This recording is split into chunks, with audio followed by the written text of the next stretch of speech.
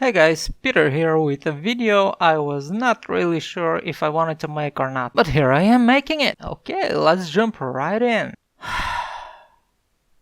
Okay, a couple of days ago, Nvidia announced the brand new GTX 1060, the Radeon RX 480's competitor. It is based on the new GP106 silicon, so it is a different chip than GTX 1070 and GTX 1080, but it's basically the same Pascal architecture. You can see the dry stats on the screen if you're interested. By Nvidia's own words, GTX 1060 will outperform the last generation GTX 980. Also, by their own words, it will be roughly 15% faster than RX 480. Okay, all good. What's the price for this thing? It's $249 MSRP and $299 Founders Edition. Let me get one thing perfectly clear right off the bat. We will not see $250 1060. How do I know that? Well, if you look around, you will find GTX 1070 for the amazing $400. Nvidia claimed $279. We are 2 months after the release of the GTX 1080, and its lowest price is $650, with Nvidia's promised $599. So I do not expect the GTX 1060 for less than $270 to $280. And that is after 2-3 weeks. For the start, we'll only be able to buy the Founders card for $300. So there goes the price to performance ratio right out the window. On the other hand, I can get a $199 or $239 RX 480 whenever I choose, just as AMD promised it will be. Before anyone brings up the 480 power consumption issue, with its latest drivers, AMD has tweaked the power consumption and basically fixed the issue. If you don't think a driver can change the power consumption, I would like to remind you that overclocking, underclocking, overvolting, undervolting, and whatever you do to your GPU can be done with a third-party software. So the drivers have a little bit more access to those kind of things, so I fully expect that a driver fix can change the power consumption. But okay, pricing out of the way, it will settle down. What's important is the performance. We have a Firestrike benchmark leaks. We can see that GTX 1060 is indeed faster. On one side, this is Firestrike. It is not indicative of the real-world gaming performance. On the other side, the real-world gaming performance is not indicative of the real-world gaming performance. So what we have so far? We have, by Nvidia's own words, 10 to 15% faster card that is 25% more expensive. Price to performance seems to not be important for Nvidia. And that is only the beginning. Let's not forget the DirectX 12 advantage of AMD that Nvidia haven't fixed since Maxwell, even though they knew it existed. So on the newer games that support DirectX 12, the GTX 1060 will have even lower price to performance value. Then we have Vulkan. Nvidia is pushing Vulkan just like they did push DX12 back in the day. And considering Vulkan is based on Mantle, an API developed by AMD, we may safely assume that AMD will have better performance than Nvidia in Vulkan as well as in DX12. And let's not forget that AMD cards generally perform better with time. Proving my point here are two cards, the R9 270X and the GTX 970 from one and the other side. Okay, let's look at some benchmarks.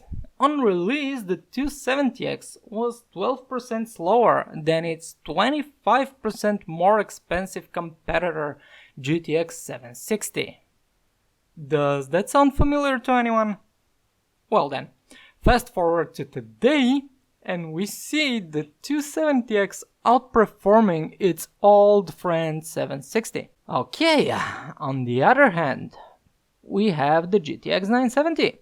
On release, the 970 was 6 to 7% faster than R9 290X at 1080p and equal to 290X in 1440p.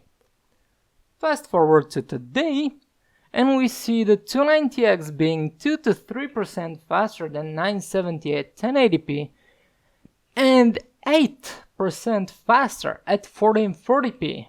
So yes, AMD definitely ages better than Nvidia cards. But that's not all.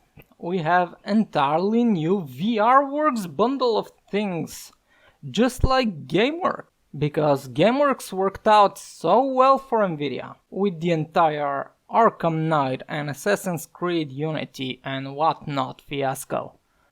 It's a nice little selling point. Another nice little selling point to the VRWorks is the VR SLI. The fun part comes with GTX 1060 not supporting SLI. Why? Because Nvidia don't want to give people the option of SLIing two cheaper 1060 cards and outperform the more expensive GTX 1080. They do not want their lower-end cards to cannibalize their higher-end cards. But wait, that's not all. There is no end to the things you won't be able to do properly with GTX 1060. Another one of those things is to change the cooler for a better aftermarket cooler or even water cooling. Why? Well, because Nvidia decided to move the power connector from the end of the PCB to the end of the cooler. Not a bad idea, considering the cabling in anybody's case, but it's really bad implementation. The new 6-pin power connector is not a simple extension. It is literally soldered cables to the PCB that lead into the cooler. So if you decide to change the cooler, you will have a 6-pin extension just soldered to the PCB, just dangling out there. I will briefly mention the requirement for account with Nvidia to be able to use their GeForce experience, which is their biggest selling point. You will still be able to download the drivers because goddamn, if they lock the drivers behind an account, some people might get upset.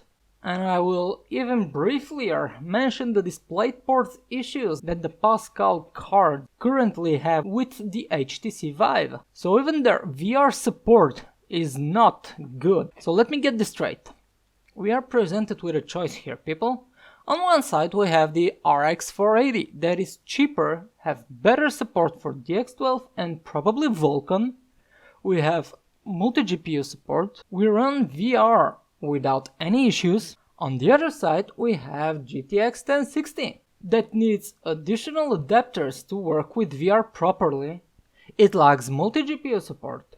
It has inability to swap the stock cooler for a better cooler, and its pricing is just awful. I would like to quote a little something from Google here. You can see it on the screen and read it for yourself. Or you can just Google it and see that I'm not lying. Deceptive advertising, also known as false advertising, refers to manufacturers' use of confusing, misleading, or blatantly untrue statements when promoting a product. Advertising law will protect consumers from deceptive advertising. So far, I haven't seen the advertising law done anything to protect the consumers from Nvidia's deceptive, false advertising. Oh well. But we shall see, the future is right in front of us. Let the hate flow towards my comment section. If I'm wrong, feel free to correct me in the comments. See you in the next one. Hey guys, I hope you enjoyed what you've seen here. If you want to see more videos similar to this one, you can subscribe to my channel or check some of them out right here. I'll see you in the next video.